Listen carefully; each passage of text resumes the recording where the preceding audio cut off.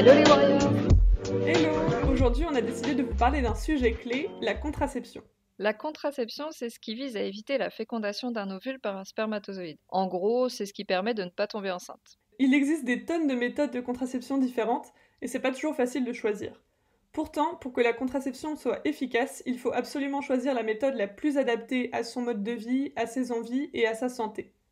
Le ministère des Solidarités et de la Santé et Santé publique France ont créé un site vraiment super, choisirsacontraception.fr, qui donne plein d'informations sur toutes les différentes méthodes de contraception. Il y a aussi sur le site un questionnaire qui vous proposera la liste des méthodes qui paraissent les plus adaptées à votre situation, celles qui sont possibles et celles qui seraient contre-indiquées. On vous mettra le lien en description de l'épisode. On a voulu vous présenter les différentes méthodes de contraception en profondeur grâce aux informations du site. Du coup, on va faire ça en plusieurs épisodes. Aujourd'hui, on va parler des contraceptions dites mécaniques. Mécaniques car elles font barrière entre les spermatozoïdes et l'ovule sans utilisation de composés chimiques ou hormonaux. Ce qu'il est important de savoir, c'est que les contraceptions mécaniques ne sont efficaces que si on les utilise pour tous les rapports sexuels, avant toute pénétration et à tout moment du cycle, car il n'y a pas de période sans risque. Et tout d'abord, le plus connu, c'est le préservatif masculin. C'est une gaine en latex ou en polyuréthane qui se déroule sur le pénis et qui va retenir le sperme et empêcher le passage des spermatozoïdes dans le vagin. Il est très important de changer le préservatif à chaque rapport sexuel et entre chaque pénétration. On peut utiliser un préservatif avec un gel lubrifiant par exemple, à base d'eau ou de silicone, ce qui permet d'éviter que le préservatif ne se déchire. Aussi, il ne faut jamais mettre deux préservatifs l'un sur l'autre, sinon ils risquent de se déchirer.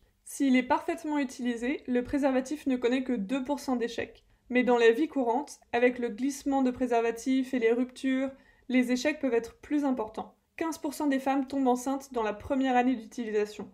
Pour diminuer les erreurs d'utilisation, il ne faut pas hésiter à s'entraîner pour le poser et pour l'enlever. Et pour éviter qu'il ne glisse, il faut que l'homme se retire dès qu'il a éjaculé. Pour être mieux protégé, on peut associer les préservatifs à un autre moyen de contraception. Le préservatif masculin a plein d'avantages, notamment parce que, avec le préservatif féminin, c'est la seule protection contre les infections sexuellement transmissibles. On peut en acheter facilement en pharmacie, au supermarché, dans des distributeurs, dans les cafés-tabac, les magasins de presse ou les stations-service. On peut l'obtenir sans ordonnance, au prix moyen de 50 à 70 centimes par préservatif, mais il faut aussi savoir que depuis décembre 2018, certains préservatifs sont pris en charge par la sécurité sociale et remboursés à 60% sur ordonnance. C'est quand même intéressant. On peut aussi en trouver gratuitement dans les infirmeries des lycées, les centres de planification et d'éducation familiale, qu'on appelle aussi CPEF, dans les centres de dépistage et les associations de lutte contre le VIH. Alors, plus d'excuses pour ne pas se protéger. Après, on dit souvent, c'est pas la taille qui compte, mais pour les préservatifs, si. Pour éviter que ça serre ou que ça ne glisse, il faut en choisir un à sa taille. Et petit conseil, ayez vos préservatifs à portée de main chez vous, dans votre portefeuille, dans votre sac, ça évite d'interrompre la spontanéité de votre moment intime. Et maintenant, on va vous parler du préservatif féminin. Il fonctionne comme le préservatif masculin en empêchant le passage des spermatozoïdes dans le vagin. C'est une gaine en nitrile ou en polyuréthane avec un anneau souple au debout. Il se place dans le vagin. Il peut être mis en place plusieurs heures avant le rapport sexuel et doit être changé à chaque rapport. Quand il est bien utilisé, il est efficace à 95%, ce qui veut dire que 5% des femmes utilisant un préservatif féminin parfaitement tombent enceintes au cours de la première année d'utilisation. Mais avec les erreurs d'utilisation, c'est surtout des problèmes de pause, son efficacité peut être réduite à 79%. Donc 21% des femmes qui utilisent un préservatif féminin tombent enceintes au cours de la première année d'utilisation. Pour éviter ça, il faut bien le mettre. N'hésitez pas à vous entraîner. Et pour une protection plus efficace, vous pouvez l'utiliser en complément d'une autre contraception. Mais attention, pas avec un préservatif masculin, ça risquerait de les déchirer. Le préservatif féminin a plein d'avantages, déjà parce qu'il protège des infections sexuellement transmissibles, ensuite parce qu'il est sans ordonnance, donc on peut se le procurer facilement. Il est aussi très résistant. Il peut être placé plusieurs heures avant le rapport et contrairement au préservatif masculin, l'homme n'est pas obligé de se retirer juste après avoir éjaculé. On peut trouver des préservatifs féminins dans les pharmacies et sur Internet. Ils coûtent environ 9 € la boîte de 3 en pharmacie, mais comme pour les préservatifs masculins, on peut en trouver gratuitement dans les CPEF, les centres de dépistage et les associations de lutte contre le VIH. Autre méthode de contraception mécanique, on a le diaphragme et la cape cervicale. On peut utiliser soit l'un soit l'autre, leur forme diffère légèrement.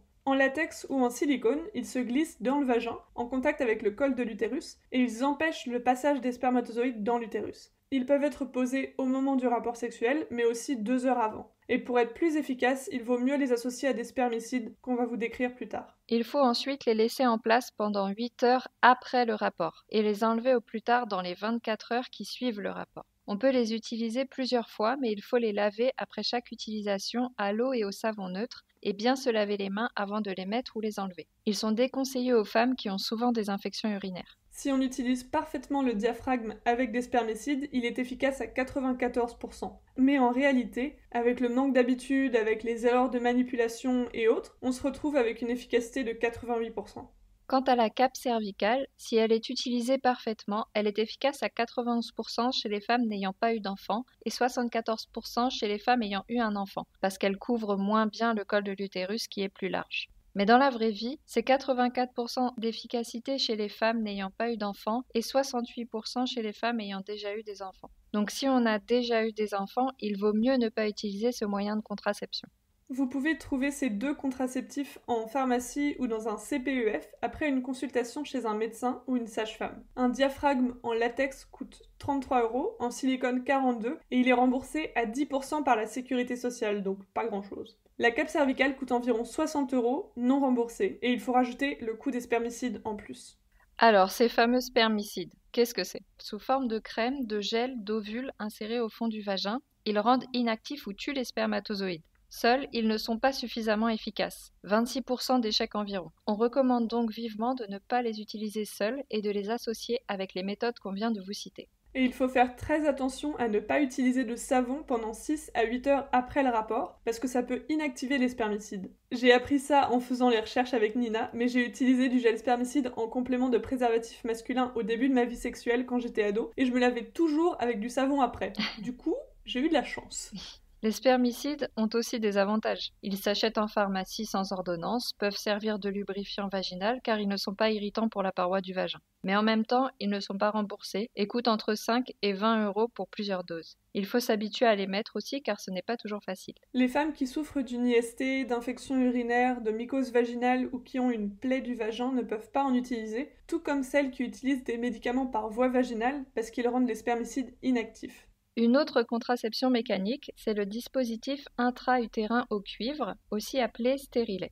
Il est inséré dans l'utérus par un professionnel de santé, un médecin généraliste, gynécologue ou sage-femme. On l'appelle souvent stérilet, mais le DU ne rend pas du tout stérile. C'est le cuivre qui, de par sa composition naturelle, rend les spermatozoïdes inactifs. Il a une forme de T et il se termine par un fil qui permet de le retirer plus facilement. Le fil ne gêne pas pendant les rapports sexuels ni dans la vie de tous les jours. Le DIU au cuivre est en plastique, il est recouvert de cuivre à certains endroits. Il y a 2 tailles selon la taille de l'utérus. Donc on a standard pour les femmes qui ont déjà eu des enfants et court pour les autres qui ont un utérus plus petit. Les plus petits DIU font 2 cm de large et environ 3 cm de long. Avant la pause, le professionnel de santé fait une hystérométrie, c'est-à-dire qu'il va mettre une petite tige graduée dans l'utérus pour voir ses dimensions, sa sensibilité et sa forme. Après la pause, il faut faire un suivi régulier. Au moins une visite de contrôle par an, c'est bien, pour vérifier qu'il est bien placé et faire le point sur votre santé gynécologique. Le DIU peut être gardé entre 3 et 5 ans en fonction du modèle.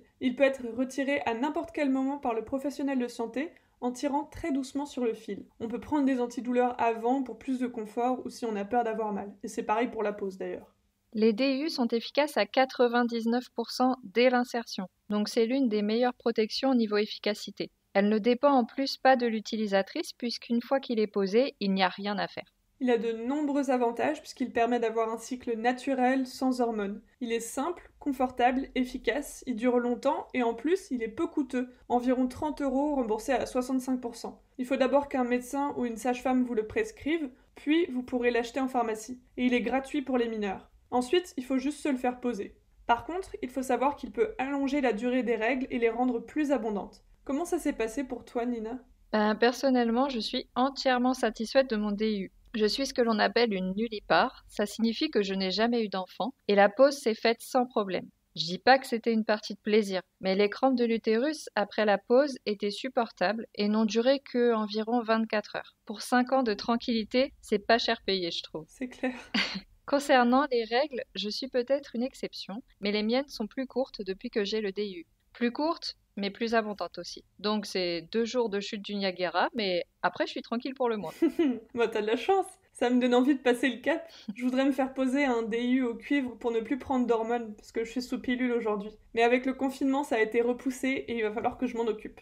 Il faut aussi savoir que le DIU au cuivre n'est pas conseillé pour plusieurs catégories de femmes, donc notamment celles ayant une malformation de l'utérus, un fibrome, un cancer du col de l'utérus ou de l'endomètre, une IST ou d'autres types d'infections, et aussi les femmes qui viennent d'accoucher ou qui ont une allergie au cuivre. Et en dehors des exceptions médicales dues à une physiologie particulière ou une maladie, il est possible de demander la pose d'un DIU. Le fait d'être jeune ou de ne pas avoir eu d'enfant n'est pas une raison valable de refus de la part du professionnel de santé. Si vous vous retrouvez dans ce cas, allez voir un autre professionnel. Enfin, une dernière méthode de contraception mécanique, c'est la stérilisation à visée contraceptive. Cette méthode est définitive, elle est donc destinée aux femmes et aux hommes qui ne désirent pas ou plus concevoir d'enfants. Pour les femmes, il s'agit de la ligature des trompes et pour les hommes, de la vasectomie. C'est un vaste sujet qu'on aimerait aborder dans un prochain épisode. En attendant, si vous souhaitez en savoir plus, n'hésitez pas à aller sur le site choisirsacontraception.fr. Ça, c'était pour les méthodes de contraception mécanique. La prochaine fois, on vous parlera des méthodes hormonales.